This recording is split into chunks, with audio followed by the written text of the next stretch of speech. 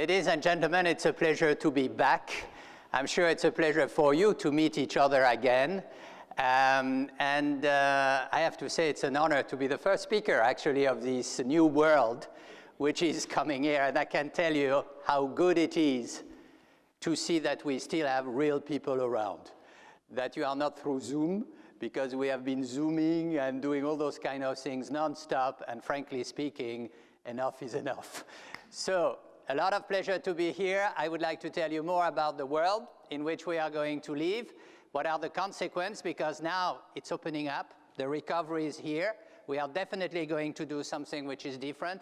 And if I would have to illustrate what I'm going to do, I would say that, you know, when you run a company, it's like sailing a ship. You need a compass. This is a strategy, but that's not enough. You need to have a peripheral vision, looking what is around.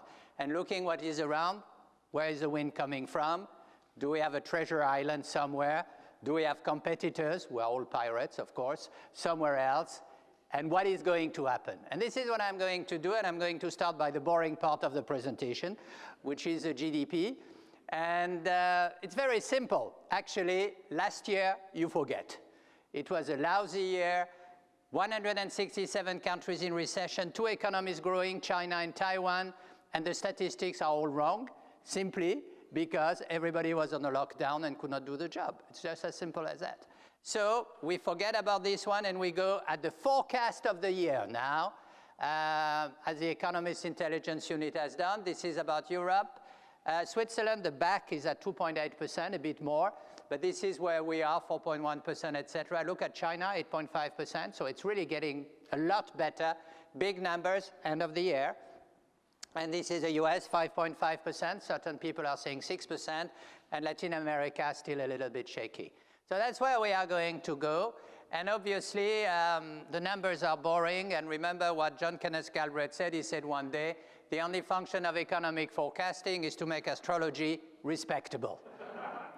So we are going to forget about the numbers, and we are going to try to see what's behind the numbers and what could explain the situation. And the first thing is, what is the shape of the recession? And you know that the economists, we like to give letters to recession. So we had the V, the American goes down and up, and then we had the U, it goes down, stay a bit down, goes up, this is Europe. W, you do it twice because you like it. And then you have the L shape, which is you go down and you stay down. This is a specialty of Japan. So this one is a K. It's a K because the upper part of the K is the winners, e-commerce and the rest. More money, more value, more power. And then you have the loser, unfortunately, tourism, airlines, etc. More help, more subsidies, more dependency. On the upper side, the name of the game is abuse of dominant position. We will come back to this. On the lower side, a lot of zombie companies on the market, companies which are being kept alive artificially and which actually are going to go bankrupt the moment we are going to cut the subsidies. So a lot of bankruptcy in the pipeline coming in. And we shall see what it means. On the short term, when you have a short crisis, the experience of the past is that you have debt. It's a crisis in liquidity. That's not a problem. We can help the companies doing that. When the crisis lasts longer, it's a crisis in solvability, and then you have bankruptcy. And this is a problem we have now. With time, a lot of companies may get bankrupt, and this is, I think, the big danger of coming in. So the question is, are you worried about the situation? Do you believe things are going to get bad? And here, this is a little cartoon saying, relax.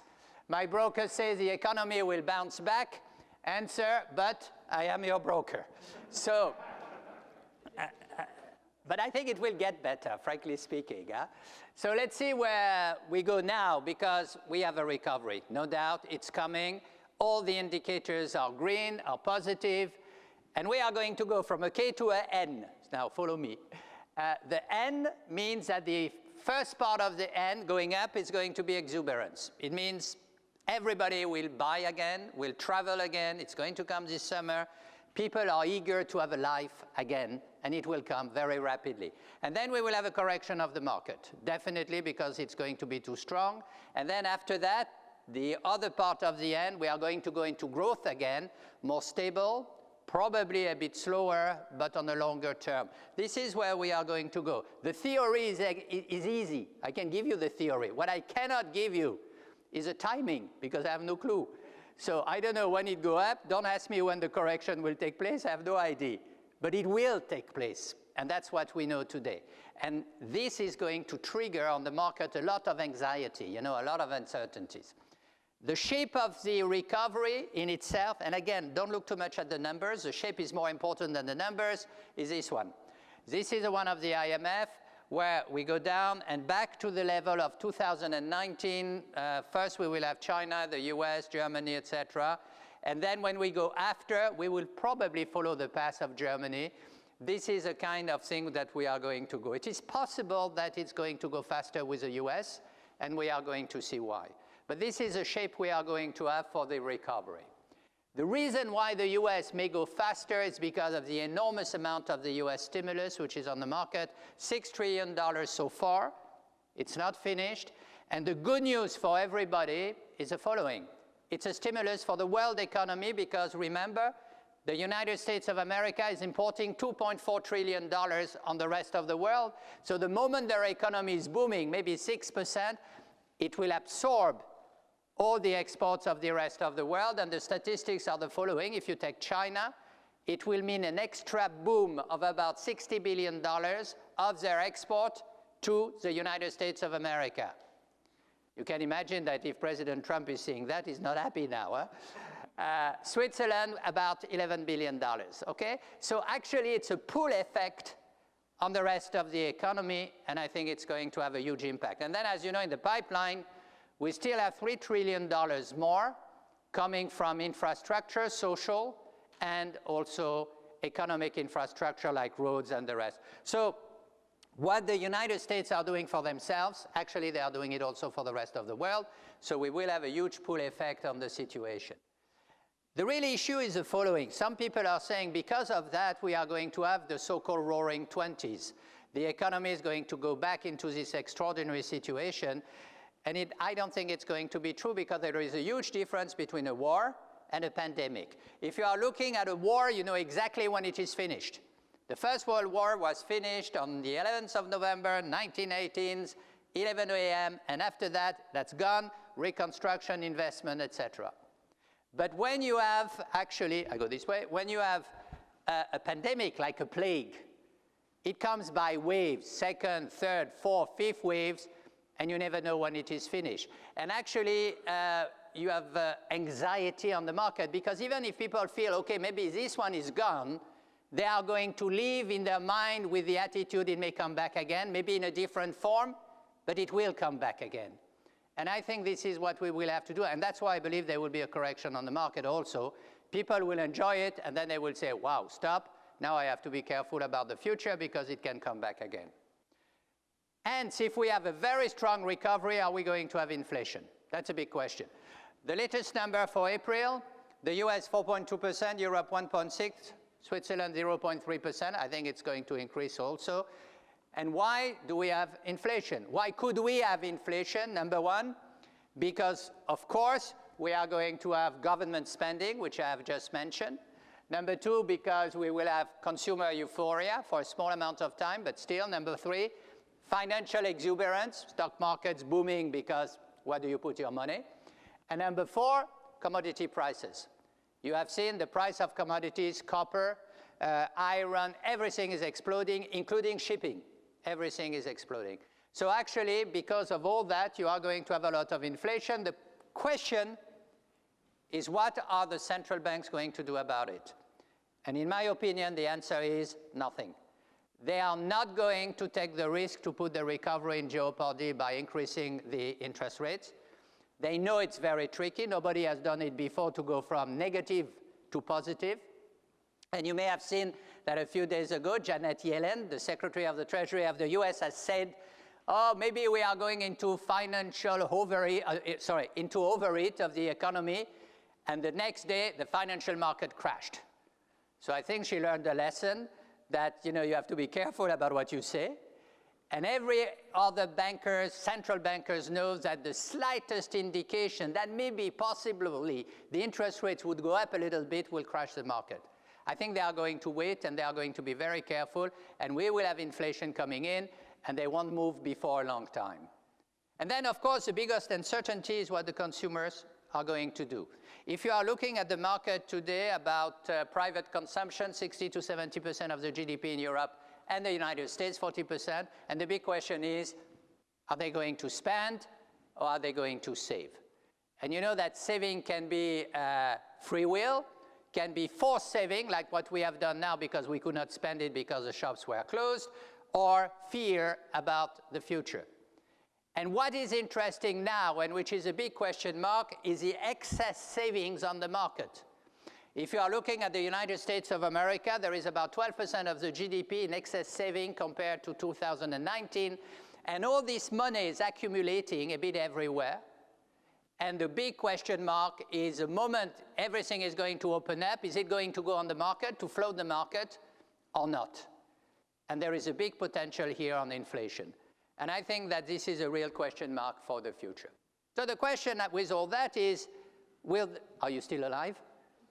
Good, it's getting better. Will the debt matter anymore? Because, you know, the situation was very simple. What we have learned with past recession is that whenever you have a recession, what you have to do is to ensure that the money is flowing. And we ensure the money flows. The central banks have been printing money and make sure the money goes to banks, to companies, and to SMEs.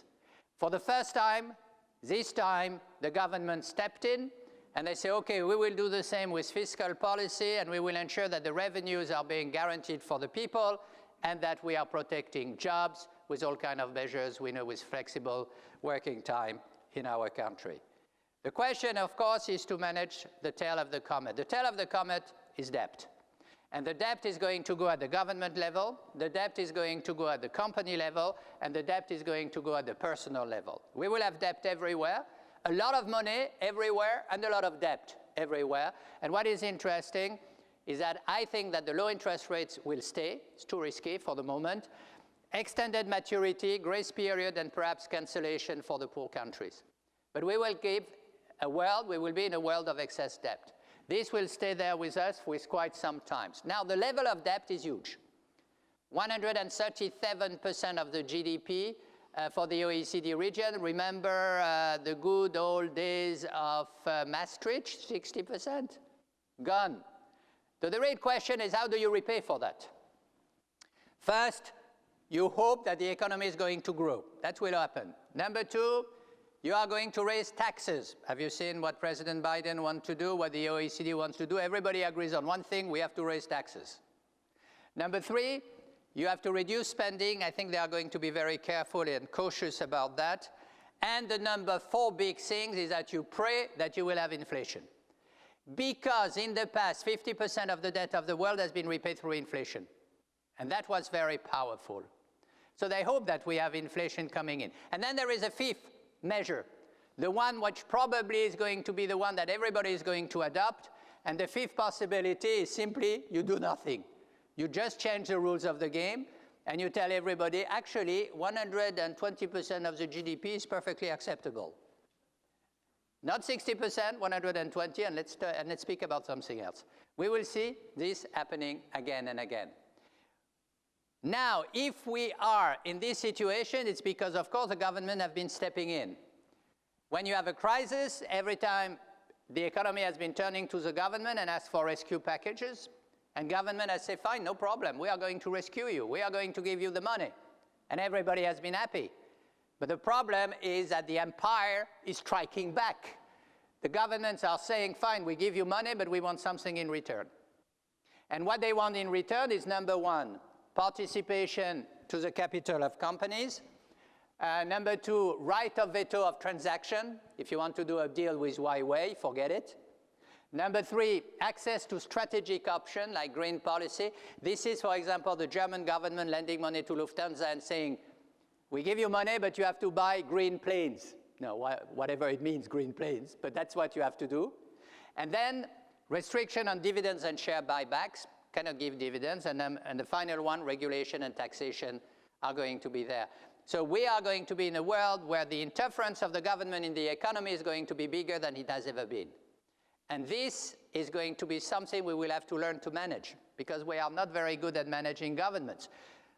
The final impact of all that is a mindset. It has an impact on the mindset of people, and this is Frédéric Bastiat. Frédéric Bastiat was a French writer of the 19th century, and he said the following: the state is a great fiction through which everyone strives to live at the expense of everyone else. Does that ring a bell? Every time there is a problem, people say, no problem, we will have the government, we will have the state, we will have somebody to help me. And we are reaching this situation, which is very well illustrated by this little kid. You know, he's breaking his saving banks, and he's saying, and now we just have to sit back and wait for the Fed to bail us out. But that's exactly what's happening. Everybody is sitting back and says, somebody has to help me. So the impact on the mindset is going to be quite extraordinary. And at that stage, we need to reflect a bit more on the longer term and say what will be the new normal. What is the new normal? I think if you are looking at globalization, it's not dead, but we are going into another chapter. The first chapter about globalization was one global world, cost efficiency, fast, high profit, but vulnerable to disruption. This was the first chapter. The second one, the one we are having now, is decoupled world. Number two, less economy of scale, duplication of technology, I will come back on that, and more resilience. It's going to be an expensive world. The first one you could summarize by saying it was just in time. The second one you can summarize by saying it's just in case. And this is going to be with us for quite some time because actually it will trigger protectionism. And we will have to see what kind of protectionism it's going to go. Number one, we have had protectionism in the past. That's not new. But the big difference today is that in the past, protectionism was made for job protection. Today, we have protectionist measures for national security. People are not saying you are destroying my jobs, you are destroying my national security. You are threats to the security of my country. When you are discussing about job protection, this is monitored by the World Trade Organization as a debate. When you are discussing about national security, it's a political debate and it is sanctioned. How can you discuss with a state when the state tells you, stop, this is a matter of national security, I am the only one to decide? There is no discussion possible. And this is why we have seen all these measures between the US and China, between the US and Europe, and it is a world of sanctions. This is very dramatic and very different from the past. The other thing which is different is that we have been speaking so far about tariffs. You see the tariffs, higher tariffs. But we are among ourselves, frankly speaking. When you have a higher tariff, it's not an issue because you pass them to the customer. You increase your prices and you say it's not my fault. But where you start to have a problem is when suddenly you go to market access being denied. It's not a question of higher tariff, it's a question of accessing the markets. And this is where we are going now. And this is very dramatic for most of the people. So here we have a problem. And of course, if you are looking now and you ask most of the CEOs in surveys, what is the biggest problem they have? They will say it's the stability of the supply chain. And if you are looking here, we have a lot of problems. Supplies, it takes one company in Taiwan manufacturing semiconductors to have problems, and the automobile industry in Germany is stopping. It takes Canal of Suez being blocked, $3 billion of goods being blocked every day, and now it will be back to normal only by the end of the month of May. You have the same problem with politics and the Brexit, and suddenly you have pandemics and natural disaster. If I go back to my canal and straits, you have 12 canals or straits around the world that can be blocked in the same way as the Canal of Suez. It can happen any time. So people start to say the supply chain is a big issue. It's something which is quite dramatic. And if you are looking how much dependent we are on certain countries, I mean, Europe, all of us, including Switzerland, we are depending on Russia. We are depending on Russia on gas and oil, etc. We are depending on China on wind, photovoltaic, lithium's battery, etc. We're always depending on somewhere else.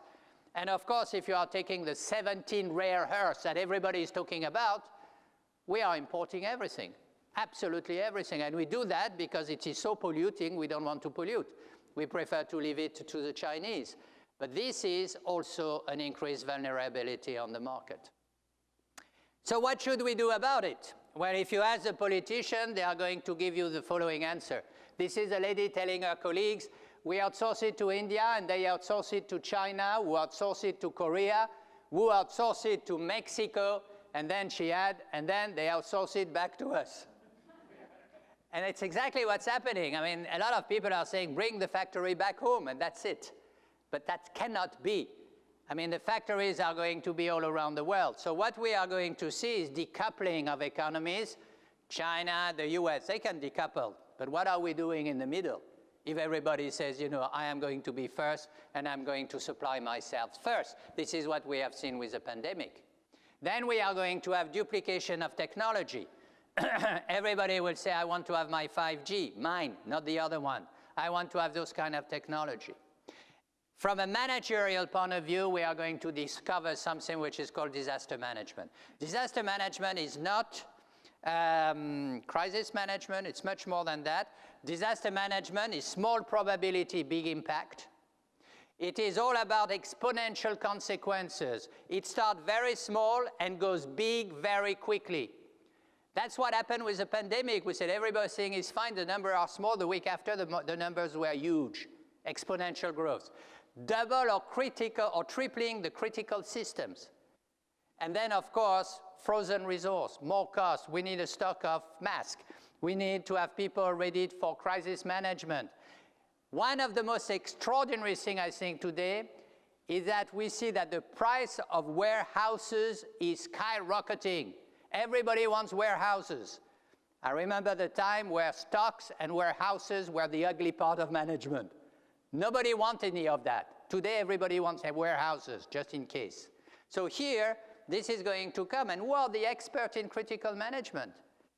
In disaster management, it is basically the space agencies. They do that all the time. And I suspect we are going to look at what they are doing and how they are doing it again and again to double or triple the system to confront that.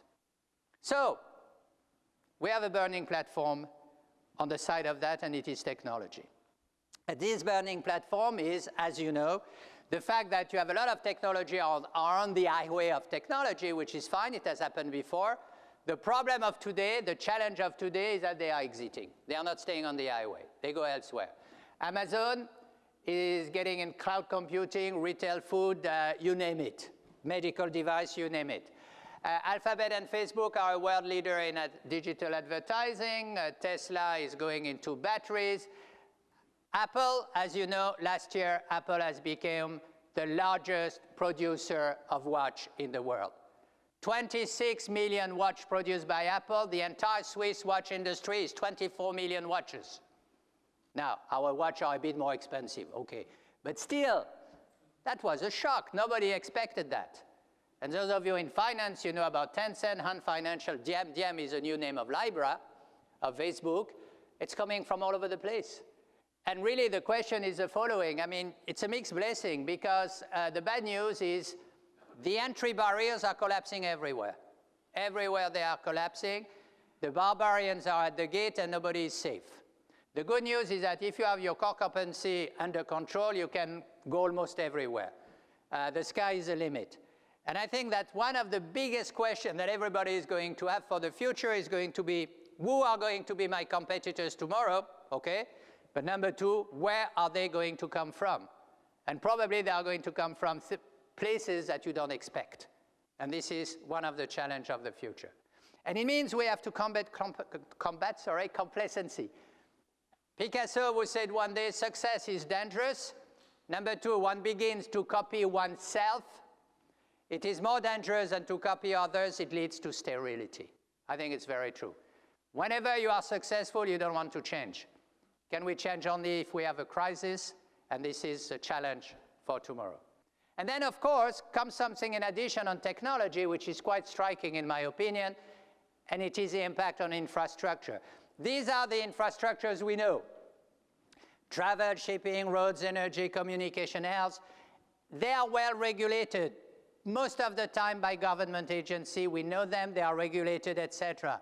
But the new infrastructure coming on the market, e-commerce, digital payments, e-banking, e-medicine, teleworking, e-learning, all of those are in private hands.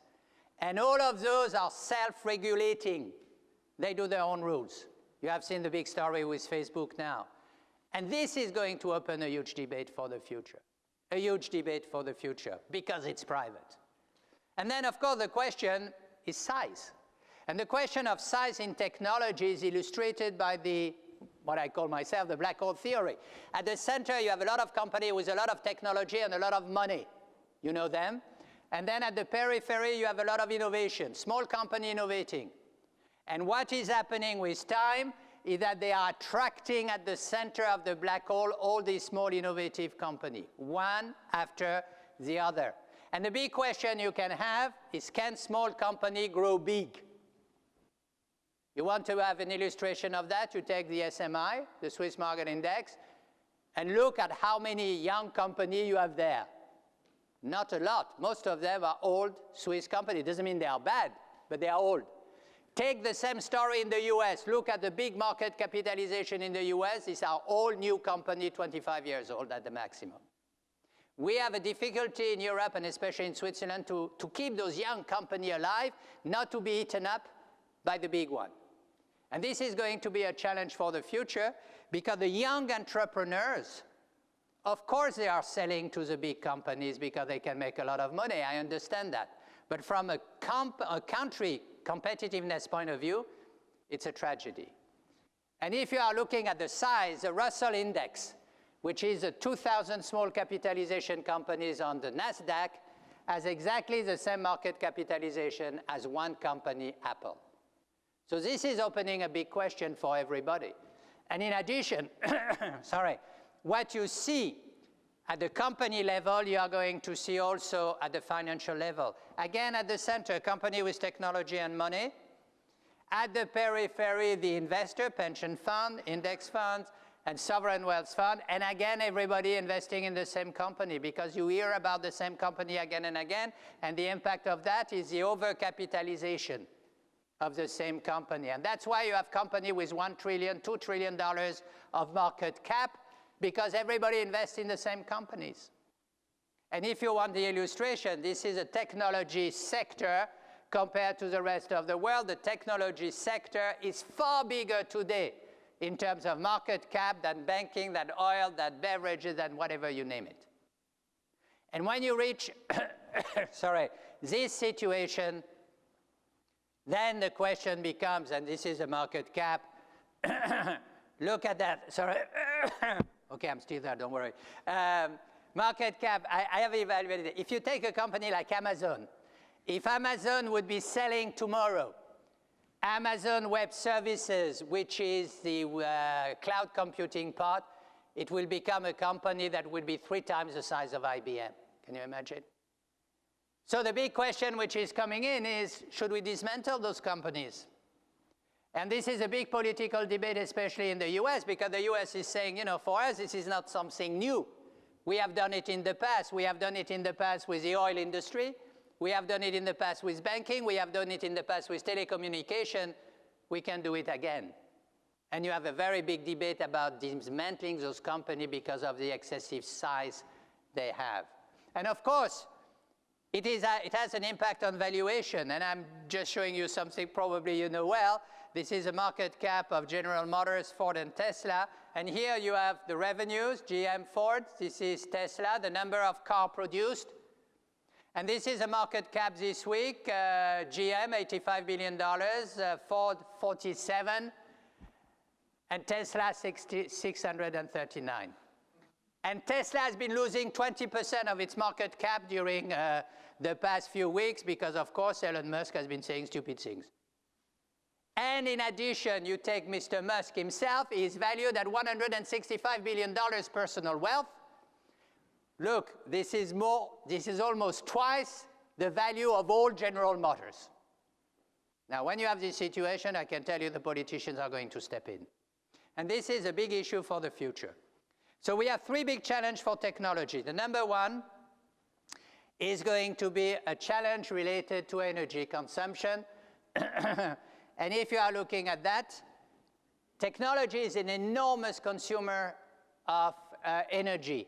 Processing power, storage power, delivery power, even when you want to take the so-called self-driving car, 20% more energy than a normal car because of all the technology inside.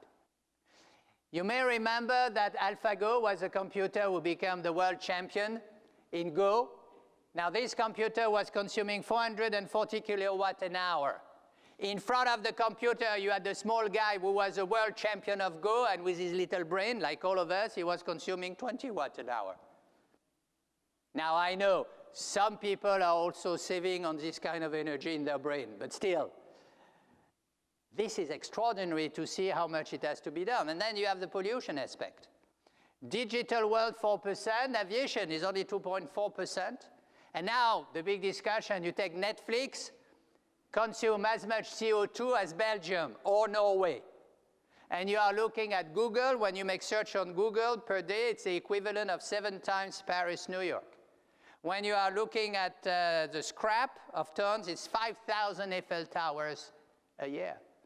So suddenly we start to realize that technology is also a consumer of everything. And then we have jobs. Big question about jobs and robotic and artificial intelligence. Of course, you have the question of robot replacing people, but that's not all. The big challenge is robots working with humans. Now look at a company like Amazon. Amazon has 800,000 employees and 200,000 robots. But what does that mean? It means that your colleague next door is a robot. It's not a human anymore. How are you going to tell a robot, how was your holidays? Can we go and discuss it during the coffee break? Can you stop working for a minute? I'm tired. A robot says, what does it mean being tired? And this is going to be striking. And actually, the statistics are the following in the US. They say 39% of American workers are worried about being replaced by a robot. And the other 61% are already robots. So we are in this situation where it's not only replacing, it's working with. It's called cobots, working with. So the burning platform is going to be also the business models of the future. You know that if you want to see the business model of the future, ask yourself, what is a sale? What is a sale? What you do, you open the Oxford Dictionary, and they tell you the sale is the exchange of a commodity for money. The problem is that this is gone. Now sales are different. The first one, you have the free model.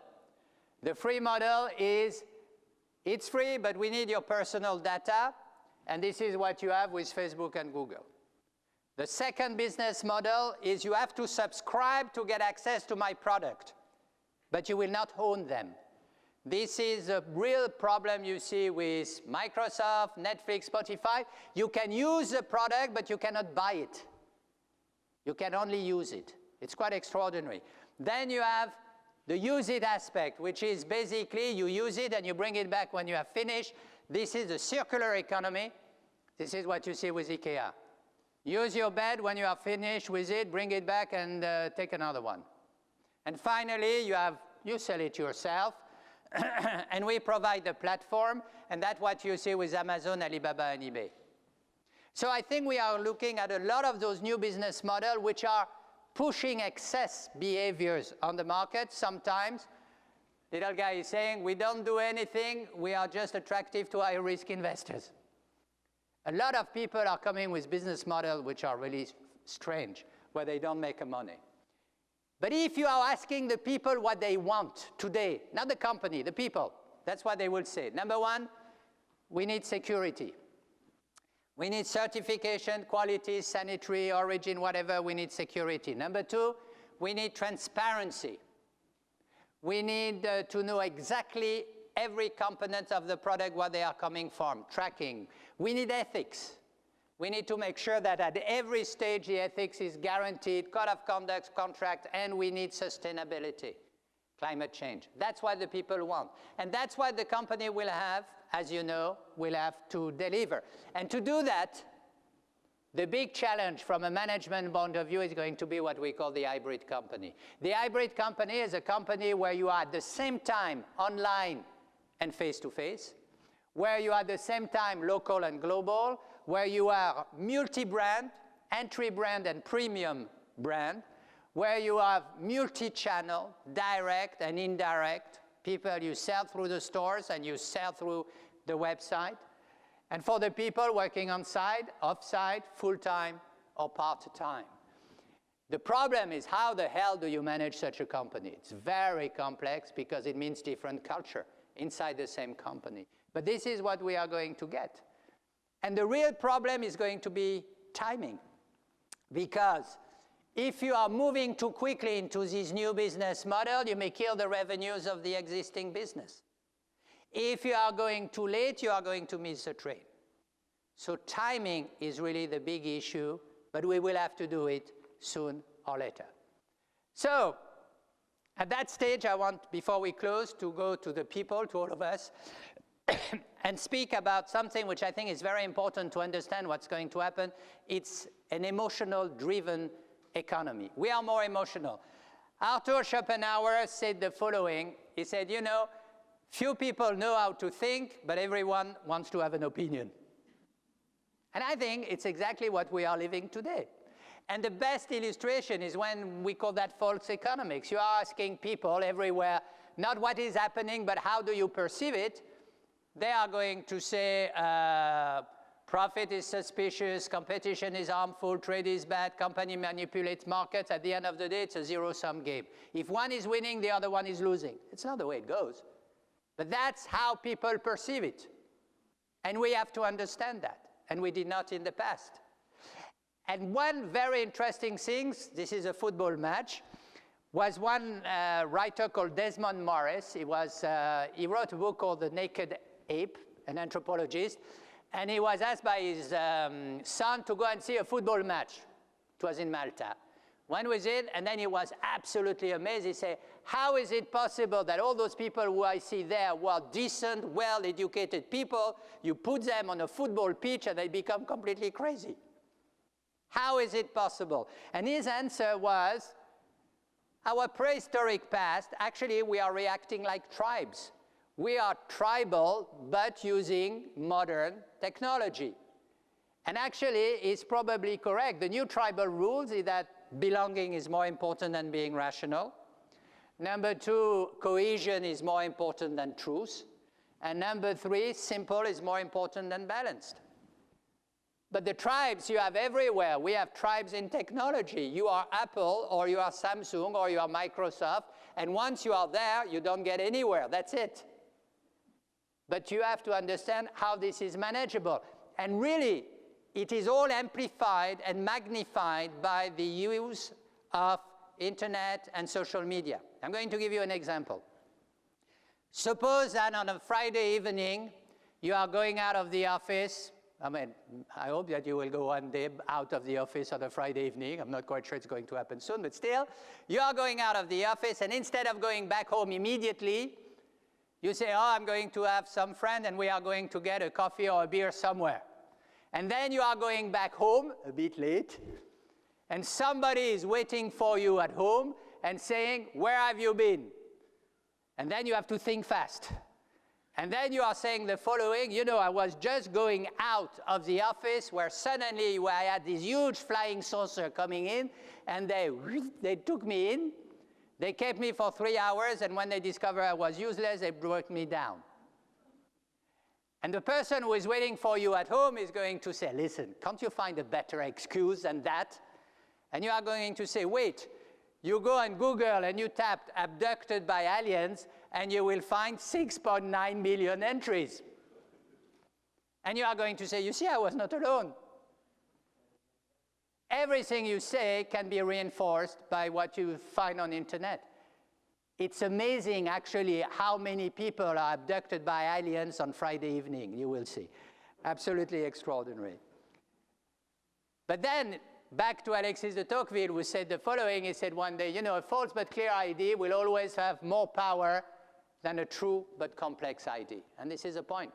It means, if it makes sense, I will buy it, and I don't care if it is true or not. Simple is good enough for me. So, I want to conclude by telling you just something a bit more about the evolution of the corporate culture in this world, because it's going to be a cultural world and a cultural things. And of course, as you mentioned in your introduction about the tigers and the rest, I want to tell you what it is all about, all right? So, you start your working life by being a tiger.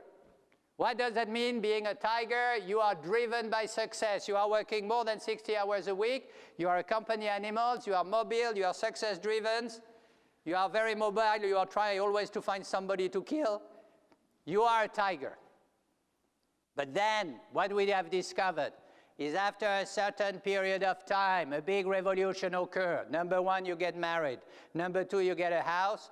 You get a mortgage, you get children, and from a tiger, you transform yourself into a cat. And the cats are working 40 to 60 hours a week, personal achievement, mobile with a home base. You are going to say, it's fine. I agree to be mobile, but I want to be back the weekend with a family. And work-life balance. And finally, ladies and gentlemen, after a long period of time, another transformation occurs. And suddenly, you become a dinosaur. And the dinosaur, they want to work less than 40 hours a week. They want to have life quality. They are totally immobile. They will tell the management, forget about me. Don't touch me. Don't use me. Leave me alone. I am interested in life balance, nothing else. And forget about telling me about the strategy of the company. I don't care. And actually, when you are looking at all that, this is what we are going to live. And I suspect that one of the consequences of the pandemics is that we are going to have a lot of people starting by being cats and forgetting about being tigers. And when people are going to go back in the office because it's going to come, the nightmare they have now is that nobody is going to come back on Monday and nobody is going to stay on Friday. So here, the value system is important. Now, I have to tell you, among us, not a lot, some of my students always come back and say, hey, Prof, if the name of the game is to finish as a dinosaur, actually, why don't I start like that and gain times? But we have to see that. And finally, the revolution at work will accelerate this transition. It means that work-life balance, safe working space, health and environment is the good news about working at home. What we have seen during the pandemic. But the bad news is productivity. Nobody knows. You have a lot of studies on the market, but I believe if you ask somebody, are you productive at home? We say, yes, yes, yes. I'm not going to say, no, no, no, I've been sleeping all day. You say yes, so everybody say fine. Security of data and people. Do you want to have your data lying on the kitchen of somebody outside the company? I'm not quite sure. Psychological issues, very important. What are they deciding in the office while I'm not there? Why don't they respond immediately to my email? Does that mean something? How can I become the CEO of a company while working from my kitchen? That's a good one. Sooner or later, I think people will realize that it's fine, you can work at home if you don't want too much of a job, but if you want to succeed, there is no choice, you have to be back in the company. Sooner or later, also for the communication aspect. And then the good news is the following, my boss says I can start working from home 2 days a week, Saturday and Sunday. So let me conclude. Number one, very important, Peter Drucker, I think it's a fundamental statement of this wonderful guy. He said the following, today changes in society have a deeper impact on company than changes in management. And when you think about it, all the challenges that we are dealing with today, actually they are coming from society. Climate change, gender, diversity, you name it, it comes from society, no companies. The second thing, it's time to be bold. I think that Benjamin Franklin one day said the following. He said, you know, when everyone thinks the same way, actually, perhaps no one thinks anymore. It's true. You follow the crowd and you say, you know, I don't need to think because everybody is thinking the same way. So I think that we are in this world, to recap, number one, success is a solid ground of management of efficiency. Number two, management of change. Number three, management of complexity. Then you need to have a mindset of imagination. Why not doing things? You need to have a mindset of energy. Let's do it now and not tomorrow. You need to have a mindset of commitment. Why not me? Why the others and why not me? And the last one, legitimacy. Why should we do it? Why are we legitimate for doing that? And therefore, decision-making is the name of the game. At the end of the day, whatever is the theory, you have to implement it. One of the big things I remember always is one CEO told me one day, you know, Prof, the biggest problem that I have in my life is the following, is that we study in my company, we study a good idea until it becomes a bad one. In how many companies, the more you study an idea, the more you are going to discover that it will never work. And I think that, I hope there are not too many entrepreneurs here, but I think that one of the big qualities of entrepreneurs is that they don't think too much. They just do it and see what happens. And I think it's a great quality in life. And therefore, let me conclude with this one. Timing is everything. Timing is the name of the game. I want to show you that. It's not if it is right or wrong, it's when it is right or wrong. You remember Laker Airways, some of you, this was the first low-cost airline, Freddie Laker in the UK. He launched the company and he went into bankruptcy. He launched the company in August 1978, bankrupt. Second big story, Newton, Apple, launched in August 1993, the first personal digital agenda, the ancestor of the smartphone. Apple launched it, John Sculley was the CEO. Apple almost went into bankruptcy, Sculley had to be fired, it was a catastrophe. Today, low-cost airline, personal digital agenda, smartphones are part of our daily life. The first time they went on the market, they were a failure. Ladies and gentlemen, from this we can learn two things. Number one, never, ever launch a product in August. It's bad luck. Remember that. And then, as Montaigne used to say, it is very wrong to be right before everyone else. And I think this is the name of the game, timing. And I wish that all of you, not only you have the right strategy, but you have the right timing. Thank you very much indeed. Thank you. Thank you.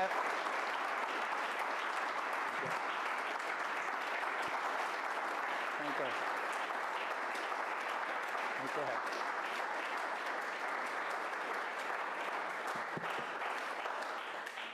Really, thank you very much. I'm going to believe that you liked it. Thank you very much. Really happy who lives in interesting times. The Q&A session is open. Ladies and gentlemen, please address your questions to our guest. You're still under the shock, huh? Who wants to be the first? I hope a lady. If not, then I start with something. Yeah, go ahead. Can you tell me how COVID will affect your animal garden? I think that, number one, we have a lot of companies today who are definitely going to say people can work more from home, and that will suit very much the cats, you know. A lot of people are going to say, actually, I'm working more with colleagues from inside the company. It's true, I can do it from home with Zoom and the rest. This is fine, I have no problem. Where I have a problem is when you have to meet customers, when you have to deal with contract, when you have to sell the company, sell the product of the company, etc. You just have to meet people. You just don't open a market in Thailand or Brazil without taking your suitcase and going there. So the tigers will still be there. I think there will be less and less tigers, more and more cats. We will not speak about the dinosaurs, but I think that they are very important because, no kidding, the dinosaurs, for me, are critical because they are the memory of the company. They remember why we do things that way. And they remember why we have done it like that in the past and why it didn't work. And I think that sometimes people are always speaking about the learning organization, the learning company. It doesn't exist. Most companies are happy to forget about the past and to reinvent the wheel. And I think that the dinosaurs are a kind of security in a company because they are going to say, reinvent the wheel, but let me tell you first what we have done before and it worked. Or maybe it will not work anymore, but at least you should know about that. So this is what will happen. But I believe we are going to have more and more cats. But I believe also, and I'm telling that also to my students, it's fine if you don't want to become a top manager in a company. But don't believe you are going to become one day at the top of a company while staying at home in your kitchen. That will not happen. And don't believe, I'm coming right away, and don't believe that you can succeed like that. There is one big exception, I have to say. President Biden was elected while campaigning from his garage or his cellar or whatsoever, because it was a politician. But today, you don't get to the top of a company without meeting the other people, meeting the customers, and having this kind of interaction. Madam. I was just thinking if this, the model, this tiger, cat, and dinosaur model does belong to, let's say, our age group, maybe the baby boomers, where you have more people that want work than you have jobs. Yeah. So we're going into a time where it's different. We have shrinking societies. Yeah. So we will have less people, more jobs, maybe even there. And we'll have people who are, I'm looking now like, I don't know how they call it, the generation Z or so, who are not maybe looking for 5-year employment to take a next career step, but 3-month projects. So how does that fit this evolution that we are now looking at with that model? First, I agree with you. One of the problems we have is that there are more job offers than people that can fit the jobs, especially with technology. I mean, suddenly we are saying, and if you are looking at the latest numbers in the US are striking. The jobs are not very good, 250,000, because people simply don't find the right skills. Huh? Yes, you have the robots, but somebody has to manage those robots. You have to repair them, you have to program them, and then there are not enough people able to do that. And this is a problem, you know. And I think that to go back to what you are saying, in this new generation, we have a lot of people, and that's fair enough, who don't want to become the CEO of the company. They're not interested. They don't want to become the manager. I mean, I see a lot of people say, I want a good job. I want a good life. I want to have a good work-life balance. I don't want to become the CEO. Forget about that. And I think that we have to take that into account. The reason why they can say that is because we are in a period of our history where the first time we have a generation who has, from their parents, capital and money behind. All our children probably here, they know that if something goes wrong, we are there, we are the security net, there is always a house to go back. There is always a bit of money to come one day. They may not have revenues, but they have family capital. And that makes a hell of a difference. When I was young and I had to work, the first job that came around, I took it. I had no choice. And that's how I became a professor. I had no choice. But today, I have more and more of these cats or young people, fantastic. They are saying, well, this company I don't like, I don't take it. This job, well, yeah, it's well paid, but I don't like it, I don't take it. And if the value system of the company is not in line with the value system of the young generation, they won't work. They won't do it. Next question, please. Yes, sir. You have a chart about the CO2. Yes. So how come that this chart is not more in the press? Good question. Because it's not fashionable. It's starting now, and you know where it started? And I have to say it was quite remarkable. Netflix themselves have just produced 2 days ago a study showing what was the CO2 consumption. And they say, well, it's true. I mean, all those servers, you know, which are working night and days are producing more CO2 than Belgium or than Norway. They just stated that. And that's very courageous. And you have seen that Elon Musk suddenly said, well, I want Bitcoins. And then he said, oh, my God. And then he sent another tweet saying, no, I'm going out of Bitcoins. By the way, and I open a parenthesis, I would do that, we would be in jail because we would be playing with the market. market manipulation. But he can do that and get screaming on that. But you're right. I think that a lot of people today are just following the trend. That's what I'm saying with Benjamin Franklin. Everybody is saying the same thing. You say, if everybody is saying the same thing, it must be true. It's not right. It's not the way it's working.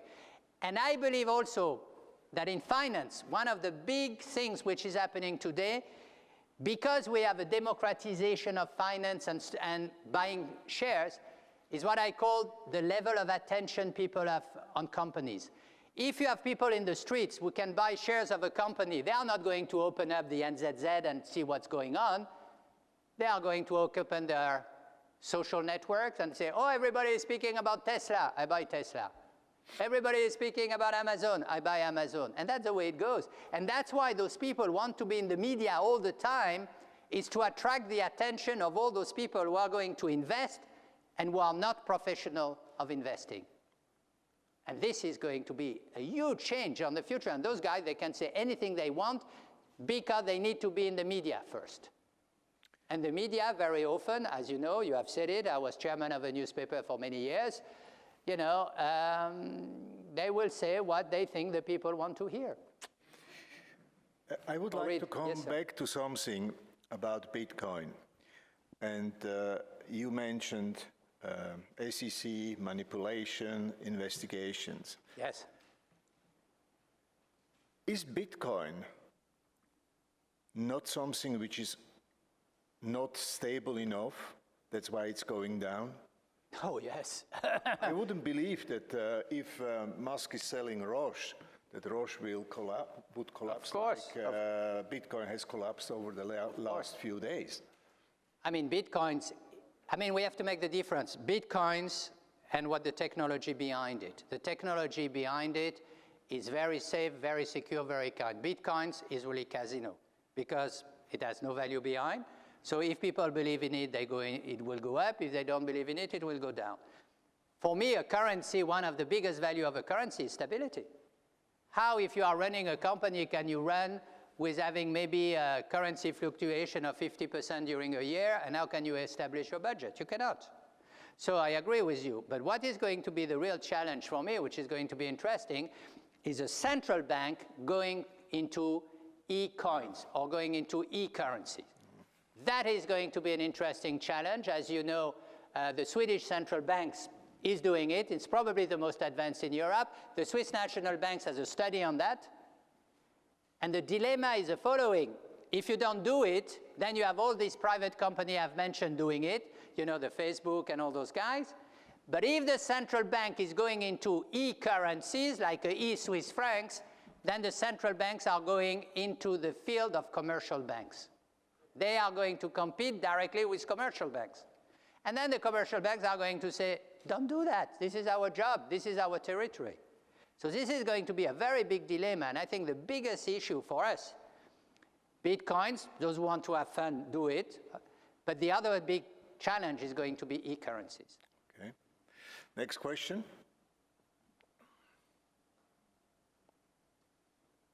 Yes, sir.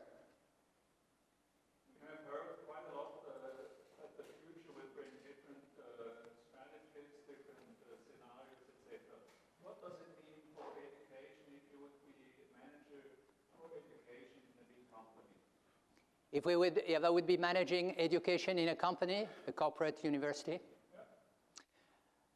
I think that one of the most important things today is to try to make sure that you don't have an explosion of the corporate culture because you have these hybrid companies. Because you see, when you have people who are working face-to-face, people who are working on Zoom, etc., at the end of the day, they develop a different attitude, a different corporate culture. And I think this is the biggest difference. What I see as the problem, when you're in a company, you have a lot of young people coming in. How do you train young people coming into a company? By meeting other people. You don't train them by putting them on a Zoom conference, because they want to learn by speaking to other people. And the moment we are now in this situation, we have a lot of young people who have been hired by companies, and actually they have never been inside the company. They have always been communicating that. So everybody is saying, it's fantastic, this is a new world. But come on, they need to go by the coffee shop, by the coffee machine. They need to discuss about all the big things in the company. They need people who say, you know, this guy is working with this guy, be careful. This is a tribe. By the way, you have tribes in company also. This is what's happening. If you don't have that, you are losing, I would say, half of the corporate culture. And this is the biggest danger we have. We are too much focusing on technology and not enough on mindset. Next question. Yes, madam. How would you convince the young ones that they actually have to come in and get that feeling of the company? You don't have to convince it, they want it. I am convinced, no, I'm sorry. I'm sure that at the beginning they start by saying, well, look at, I don't know how it is in Zurich, but I know in my canton, the students are rioting because they cannot go face-to-face in the university and see their professors. They say, we are fed up to have those courses at home. They want to meet people. And actually, I have the feeling that the younger you are, the more you want to meet people. When you get old, you're very happy by yourself. I'm speaking by myself, not you. You can be very happy by yourself, you can have your life, you can do that. But when you are young, you need to interact, you need to meet people, you need to feel things more than you understand them with your brain. And I think they know that. I have never met yet people, I mean student who says, I'm very happy to be working from home and have my courses from home, or I'm very happy not to go inside the company. Never. They are eager. They are more eager to go into the company than the others. The big challenge, as I said, is going to be when we open the companies, how are we going to convince people to go back? The elder one, the older one. And the biggest challenge is going to be Monday and Fridays. Nobody wants to go back on Monday and Fridays. Okay? Yes, sir. Next question. Yes.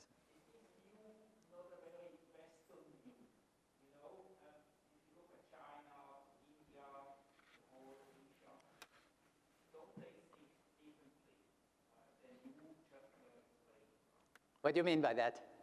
Well, I don't see as many titles in China. Yeah, oh, I see what you mean. Now I see. Yeah, you're right. I mean, Not at the dinosaur stage. no. Society, they're at the time stage, and India is maybe Yeah. even further back. So, and that's where the people are. That's where Yeah. it will be, where the music will be playing. I have another chart, but we didn't have time, which shows precisely that. I think that the evolution of the value system is that also due to the fact that China, they do not have, like us, the parents before as a security net. So actually, the name of the game is work hard and get rich, right? This is what the Chinese want. But if you are asking our generation, or the generation maybe mine, a lot were saying, okay, work hard, get rich, forget about the first part of the sentence, work and get rich, if possible without working. And then we have more and more people now who are saying, forget about work and forget about being rich. I don't want to be rich because my parents have already done it. All I have to do is just to wait.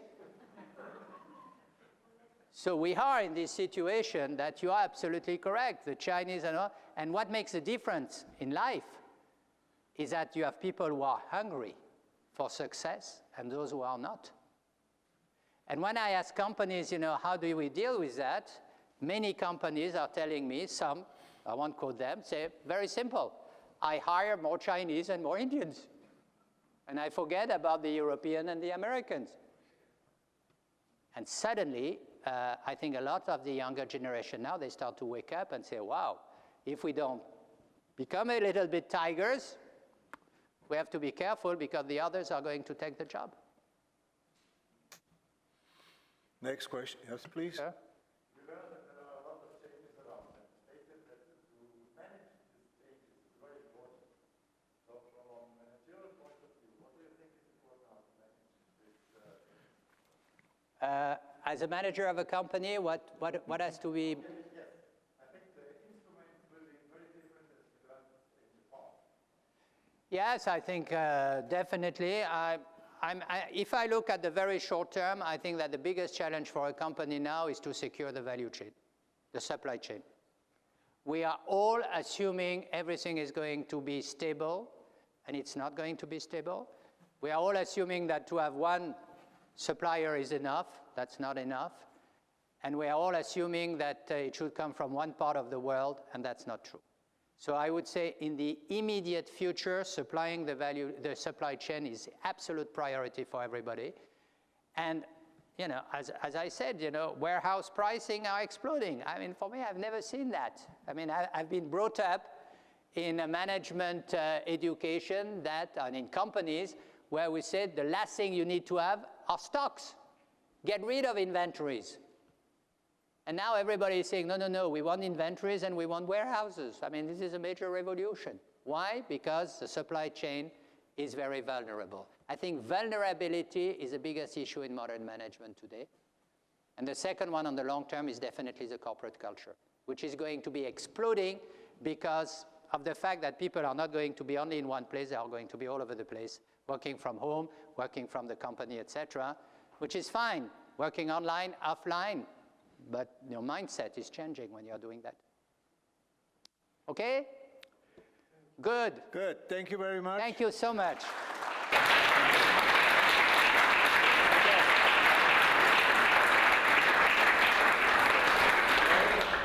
I think I can only wish you a lot of success, and I hope that all students will come back and brainstorming will start again, because I have seen in my life, short and long life, without brainstorming, business will never work. Exactly. Thank you. Thank you so much. Thank you.